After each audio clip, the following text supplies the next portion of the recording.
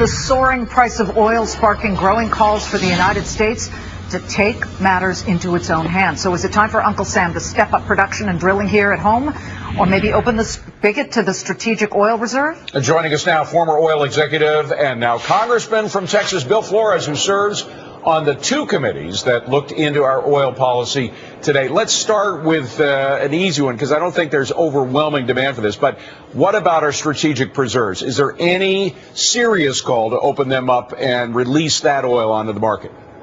Well, Liz, I say that we should not do that. We have ample reserves in this country. If we would just remove the restrictions that have kept us from drilling our own reserves, that we have an abundance here in the United States. And let's think about this from this perspective. If we don't have energy security, it's a national security issue, because we won't have a strong economy, and a strong economy is necessary for a robust military. Would you say, Congressman, that we've had energy security over the past, well, let's take it back to the Arab oil shock in the late 70s.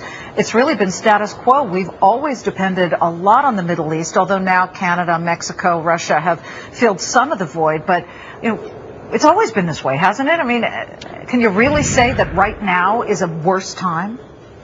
Well, what I'm worried about now is that if you look at, we've been in an energy insecure situation for quite a while. I have to agree with what you're saying. But what makes things different this time is we have a higher percentage of imported oil than we've had at any time in recent history. And we don't have to do that. I mean, if you look at what's happened to our own oil production because of the moratoria that the administration declared back in the summer, that has exacerbated what was already a precarious situation, and it was uncalled for to do that. Well, it's not only the drilling for oil, it's restrictions on coal in West Virginia. You have entire $100 million projects being stopped cold as a result of what the EPA is doing, and of course the issue with fracking and natural gas. There are some real concerns about whether it would bleed into the water supply, but nevertheless we have huge gas reserves, and a lot of oil experts and energy experts say if we release what we have in coal, gas, and oil, we could be 100% self-sufficient in 10 years. Do you agree? I don't know if we can be 100% self-sufficient, but let me put it this way. We could be in a situation where our energy security picture is much, much better than it is now. We'd also have a lot stronger economy, because we would be employing hundreds of thousands of people in our domestic energy business, and we would also do a lot toward curing our fiscal situation. Don't forget, the oil and gas industry and the extraction industries pay huge royalties when they lease public lands, including offshore areas, when they pay royalties. Those are important parts of our energy, of our fiscal security. Congressman, you know, the president has put together a presidential jobs council, and among the people who are on it, Paul Otellini of Intel, Jeff Immelt of General Electric. And when they come up with ideas, they're also trying to come up with domestic plans that would create jobs that are sustainable.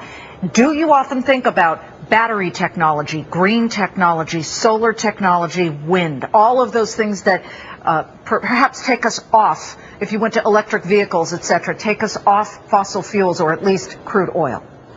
Well, I think those are all important initiatives that need to be pursued. Let me tell you from personal experience, my wife and I have the largest solar production facility in Brazos County, Texas, but it will never pay out. It is not an economically viable project. I did it because I could afford to, and because I felt like it was the right thing to do. But the technology is not there to provide the energy security that we need as a country, and instead what we're doing is we're locking up our own domestic energy resources just to try to fulfill an ideological agenda. And it's the wrong thing to do for our economy. It's the wrong thing to do the American people. What about ethanol? We're spending a lot of money on ethanol. There's no real hard evidence that it is paying off for us. In fact, there seems to be some evidence to the other side. But you have both Democrats and Republicans, like Charles Grassley, lobbying in favor of continued ethanol subsidies. What do you think of that? Well, I have to say, this is one time when I agree with Al Gore, and that's a first for me. Even Al Gore says that ethanol today is not a cost-effective fuel. It's not a good solution. I heard one constituent in town hall meetings last week refer to it as burning our food, and I never thought about it that way, but he's exactly on point when he says that. I think there are going to be alternative fuels like ethanol and biofuels that will come down the road, but we need to use alternative sources. We need to let the technology get further developed, and then we can begin to build toward that. In the meantime, we ought to be looking at heavy use of natural gas as a bridge fuel in fleet vehicles, and we've got abundant natural gas, but instead we're locking up more and more public lands through either calling them wildlands designations, which is not called for in the current legislation, or by just unilaterally declaring our offshore areas off for production, declaring ANWR off for exploration, and declaring our public lands off. Congressman Bill Flores, thanks so much for joining us with your perspective. We appreciate it. Thank you, Liz. Thank you, David. Y'all have a great day.